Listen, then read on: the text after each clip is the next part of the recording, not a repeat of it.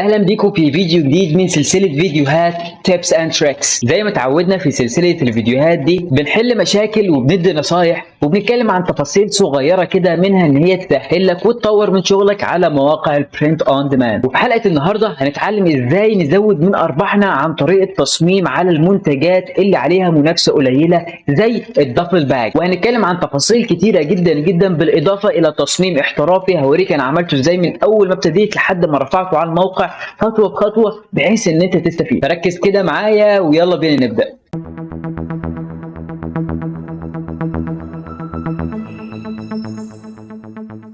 السلام عليكم ورحمة الله. أنا اسمي إبراهيم ظاهر. لو دي أول مرة ليك هنا في القناة فأنا بعمل فيديوهات عن الأونلاين بيزنس وإزاي تعمل فلوس على الإنترنت، وبالأخص البرنت أون ديماند أو الطباعة عند الطلب. احنا اتكلمنا في الحلقه اللي فاتت عن المنتجات الجديده وقد ايه هي ممكن تزود المبيعات على حسابك لان بيبقى عليها منافسه قليله، بالاضافه لان هي بتؤدي الى زياده ازدهارات على الموقع، فممكن تزود مبيعاتك على منتجات ثانيه مش بس على المنتجات دي. وشفنا واحد من المنتجات دي وهو الدافل باج، واللي عليه منافسه قليله جدا جدا مقارنه بحجم النيشات اللي موجوده على الموقع. وسبب وجود منافسه قليله على الدافل باج على موقع ريد بابل هو حاجه من الاثنين: يا اما الناس مش بتفتح الدافل باج اصلا على تصميمها، يا اما الناس مش عايزه تحط مجهود او وقت كفايه في ان هي تعمل تصميم خاص بالدفل باج. فعشان كده النهارده هنتعلم ازاي نصمم تصاميم احترافيه على المنتجات اللي عليها منافسه قليله زي الدفل باج.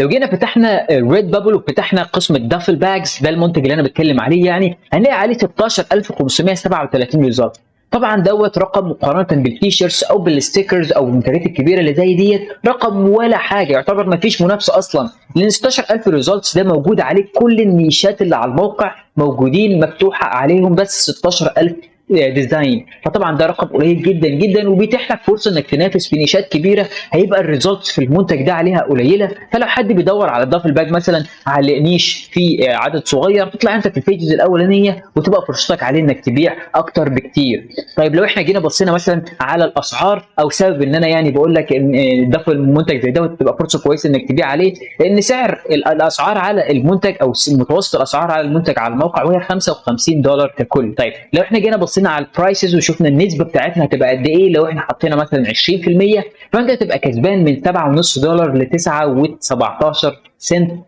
دولار في السيل الواحد. فطبعا دي فرصه كويسه جدا جدا، مش هتحط فيها 10 دقائق زياده على وقت التصميم بتاعك، فانت هتبقى انت زودت فرصه السيل الواحد هتاخد منه فلوس اكتر. تاني حاجه مش هتصرف وقت كتير، وتالت حاجه انت كده كده طلعت فكره التصميم اصلا، فهيبقى التعديل عليها بسيط جدا وهوريك دلوقتي ازاي.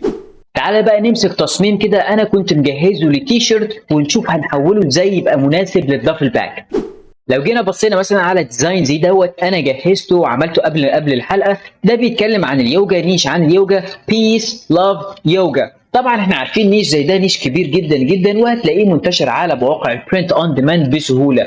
بس تصميم زي دوت انا جبت الصوره ديت من على كرييتيف فابريكا، عدلت عليها شويه وشلت الفراغات، وبعد كده جبت الصور بتاعت بيس لاف يوجا، رحت مغير فيهم شويه ومغير في الوانهم وشايل شويه اليمنتس ومعدل الترتيب. المهم طلعت بالتصميم اللي زي ده في الاخر. انا جيت رفعت التصميم دوت على ريد بابل عادي جدا، بصيت على التيشيرت، شكل الديزاين على التيشيرت حلو، على التيشيرت الثاني شكله كويس، فشكله ملفت للانتباه وحاجه سيمبل جدا بس في نفس الوقت بتوصل الرساله، وكمان التصميم شكله كويس. طب تعالى لو جينا بصينا مثلا على الدبل باج، خلينا نبص مثلا هتلاقي الدبل باج بالشكل اللي انت شايفه قدامك ده شكله مش ملفت للانتباه ولا في اي حاجه مميزه اطلاقا، على ان كان شكله التصميم حلو على التيشيرت. طب هنعمل ايه لو انا عملت ببلش للديزاين اللي زي دوت؟ هيبقى شكله وحش، فمعظم الناس تقوم شايله الانيبل من هنا وقافله المنتج خالص. فطبعا دوت لا، احنا تعالى نتعلم ازاي بقى طريقه ازاي نطبق على المنتج ده بشكل احسن. لو جينا بصينا هنا فوق الدبل باج هتلاقي مكتوب advanced products. Heads up, these products require a little more attention to get just right. Download the templates to take your design to the next level.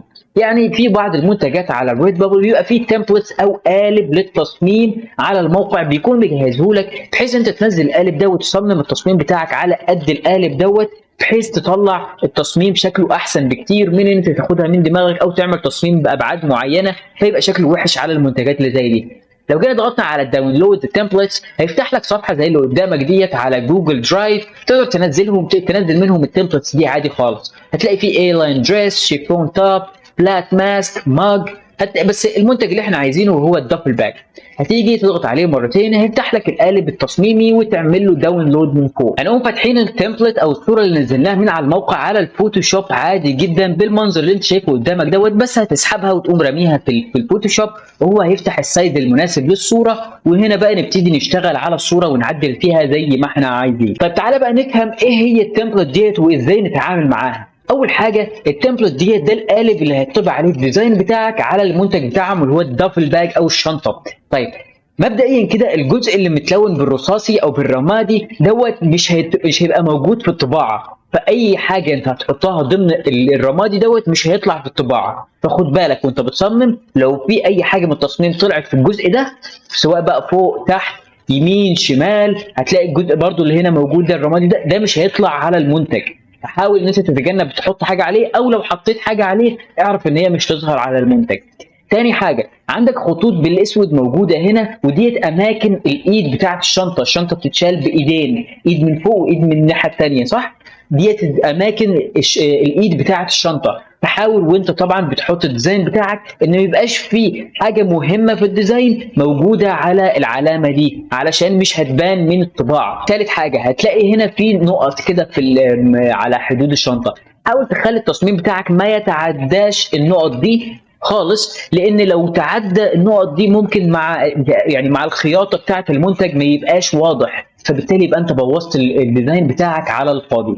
طبعا هتلاقي فيه هنا خط في النص، الخط في النص دوت هيبقى اللي بيفصل بين الشنطه الجزء اليمين من الشنطه والجزء الشمال من الشنطه، فطبعا لازم تعرف حاجه مهمه زي ديت. اما بالنسبه للدايرتين اللي تحت دي فبعد ما الشنطه بتطبع من فوق ومن تحت او من اليمين ومن الشمال بتطبع من الجزئين بتوع الدايرتين اللي في الشنطه، وان شاء الله هنشوف بعد ما نخلص النتيجه بتاعت التصميم بتاعنا هتبقى عامله ازاي والديزاينات دي بتظهر فين. طبعا اختصارا للوقت انا جهزت اللايرز بتاعتي او طبقات التصميم بتاعتي جنب بعض بحيث ان انا اعرفك انا حطيت كل واحد فيهم ازاي، وهنتكلم برضو بالتفصيل وفي نفس الوقت ما اطولش عليك في الفيديو. ده مبدئيا التصميم اللي احنا استعملناه او اللي انا عايز ارفعه واللي كان غير مناسب في ان انا تحطه على الدبل باج.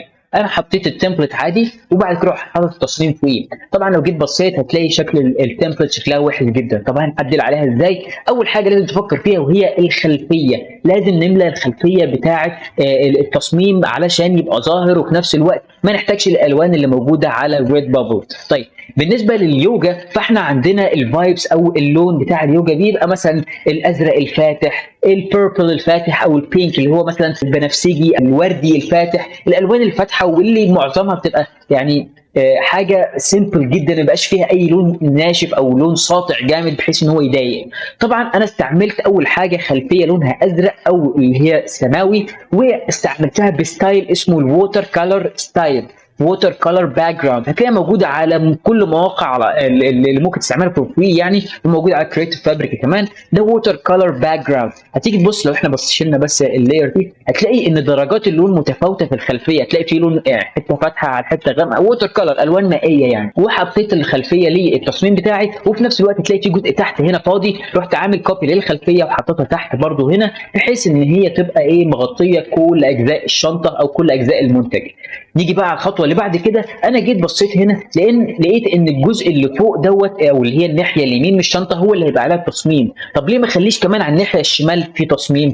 هنا بقى ورحت انا جاي وعامل كوبي للديزاين بتاعي ورحت عامل له بيست تحت. طبعا لما عملت له بيست لفيت الديزاين خليته مقلوب لسبب مهم جدا وهقول لك عليه. عشان اوضح لك الموضوع اللي زي دوت لازم تشوف معايا مثلا هنا كده تصميم زي ده. مثلا فلنفترض ان انا عايز اعمل تصميم زي ده، هكتب هنا رقم 6 وهنا رقم 6، موضوع بسيط جدا، هكتب رقمين 6. طبعا لما هم يجوا يطبعوا التصميم اللي زي ده هيطبعوه كده على شريطه او على قماشه على شكل شريط زي ما انت شايف هنا. طبعا لما يجوا يخيطوه هيقوموا مخيطينه بالشكل ده. الدفل باج بتبقى مدوره بالشكل اللي انت شايفه قدامك ده كده صح؟ لو جينا هنا بصينا هنلاقي رقم 6. طب لو بصينا الناحيه الثانيه هنلاقي رقم 9. الديزاين اتقلب. طب لو عايزين نعدل الموضوع اللي زي دوت هنضطر ان احنا نكتب رقم 6 فوق ورقم 9 تحت بحيث ان هم لما يطبعوه بالمنظر ده هتلاقي هنا رقم 6، ولو جينا لفينا هنلاقي رقم 6. يبقى هنا كده التصميمين ظاهرين بشكل كويس وفي نفس الوقت بالمنظر اللي احنا كنا عايزينه يظهر. نرجع بقى للتصميم بتاعنا ونشوف ممكن نعمل ايه كمان. طبعا واحد هيوصل للمرحله اللي ديت ويقول لك خلاص كفايه، احنا كفايه كده عليه، مش لازم ان احنا نحط اي حاجه ثانيه، انا حطيت التصميم على الناحيتين. هنا بقى بيجي خطا كبير جدا الناس بتقع عليه، ان هي تكسل تكمل الديزاين بتاعها. طيب لو انا هعمل ايه؟ انا هجيب باترن او نمط تاني من على اي موقع كرييتيف فابريكا له علاقه باليوجا واقوم حاطه بالمنظر اللي انت شايفه قدامك ده. طبعا هيجي واحد يقول لي طب بوظت التصميم هنا اهو. هنا بقى بيجي الفكره اللي انا اتكلمت عليها في حلقه تيبس اند تريكس اللي فاتت، لما اتكلمت ازاي تخلي تصميمك يكون مميز. تعال نشوف بقى انا هعمل ايه لو احنا طبقنا نفس. لو انت اتفرجت على الحلقه ترجع تتفرج عليها هتفيدك جدا، علشان احنا مش هنشرحها جامد هنا في الفيديو ده. هنضغط هنا على التصميم دوت ونقوم عاملين سيلكت موديفاي اكسباند، وهنقوم مختارين مثلا 110 ونقوم عاملين اوكي، وهنقوم جايين على الباترن ونقوم عاملين ديليت. لو جيت بصيت بقى شوف شكل الديزاين بقى شكله عامل ازاي. هنيجي مثلا نمسح الحاجات اللي ملهاش لازمه هنا، العين دي شكلها مش حلو قوي في الحته ديت. هنا برده كمان هنمسح من هنا، هنمسح مثلا دي الحته دي هنمسحها، او مثلا خلي دي كده. تعالوا نرجع الحته مثلا دي. حلو قوي كده. شفت التصميم بقى هنا شكله عامل ازاي؟ حطيت خلفيه وحطيت باترن وحطيت الديزاين بتاعك وشكل التصميم بقى حلو جدا. هنيجي بقى نكرر نفس الخطوه على الجزء اللي تحت دوت ونشوف هيبقى عامل ازاي. بعد ما احنا خلصنا بقى الجزء اللي تحت او الجزء اللي على الشمال، هنيجي نبص بقى على التصميم كده من فوق لتحت. هنشوف شكل التصميم بقى شكله حلو، وشكل الباترن من الناحيه اليمين بقى شكله مختلف عن الناحيه الشمال. فدي تدي كده نوع من انواع الاحترافيه في التصميم. بقى شكله من الشنطه هيبقى من على اليمين شكلها مختلف عن شكلها من على الشمال، فدي هيبقى شكلها كويس جدا جدا وهتدي لمسه جماليه للتصميم بتاعك. طيب احنا خلصنا تصميم اهوت وعايزين بقى نعمل اكسبورت. هنقوم شايلين التمبلت او الصوره اللي احنا نزلناها من على ريد بابل، بحيث ان احنا نشوف بقى التصميم بتاعنا من غير تمبلت هيبقى عامل ازاي. كده التصميم بتاعنا هو كامل وواضح. تقدر بقى ايه تعمل اكسبورت بنفس الابعاد اللي التمبلت مستعملاها، ما تغيرش اي ابعاد، تستعمل نفس الابعاد اللي انت جيت بصيت هنا ديت. اكسبورت از، تيجي من فايل وتقوم عامل اكسبورت از، هتلاقي مديك 4050 في 7800. ما تغيرش الابعاد، اعملها سيف زي ما هي وبعد كده قوم رافعها على ريد بابل. تعال بقى نشوف هتبقى شكلها عامل ازاي. نقوم جايين على الريد بابل بقى عادي، ونقوم جايين على الجزء الخاص بالدفل باج وفاتحينه وعاملين ريبليس ايمج ومختارين الصوره اللي احنا عاملين لها سيف من على الفوتوشوب. بعد ما خلصنا ابلود خلاص هنيجي نبص نشوف التصميم هنا بقى شكله عامل ازاي. شوف هنا معدوله اهيت وهنا معدوله بقى، يعني شكلهم مش مقلوبه زي ما احنا اتكلمنا في اول الفيديو. بقى شكل التصميم ملفت للانتباه وشكله جذاب. هتيجي تشوف هنا مثلا التصميم على قد القالب بالظبط بالملي، يعني مفيش اي مسافه بيضاء او مسافه فاضيه. بقى شكل التصميم احسن، وكده فرصته في انه يبيع هتبقى اعلى بكتير من ان انت تحط الصوره بس وتقوم رافعها او عامل ببلش على طول. طبعا انت ممكن تطبق الطريقه اللي انا اتكلمت فيها النهارده باكتر من طريقه وباكتر من اسلوب. المهم ان تصميمك اللي ترفعه على ريد بابل يكون حاجه فعلا شكلها كويس، لان كل حاجه هتحط فيها وقت على ريد بابل او اي موقع من مواقع البرنت اون ديماند هيكون العائد عليك ان شاء الله اعلى بكتير، وهيكون اكتر بكتير مما تتصور. الحاجه الوحيده اللي انت شايفها تافهه او هتاخد منك وقت دلوقتي ممكن يبقى لها تاثير كبير جدا جدا عليك وعلى حسابك في المستقبل. وبكده خلص فيديو النهارده. لو استفدت حاجه من فيديو النهارده ولو بجزء بسيط بس، ما تنساش تعمل لايك على الفيديو وتشترك في القناه وتفعل الجرس، لان ده فعلا بيدعمني اكمل شرح. اما لو عندك سؤال او اي استفسار في حلقه النهارده في الحلقات اللي فاتت او حتى عن الحلقات اللي جايه، تقدر تسيبها لي تحت في الكومنتس او تتواصل معايا على السوشيال ميديا فيسبوك انستجرام او تويتر، وانا ان شاء الله هرد عليك واساعدك بكل اللي اقدر عليه. اتمنى لكم كل التوفيق واشوفكم على خير.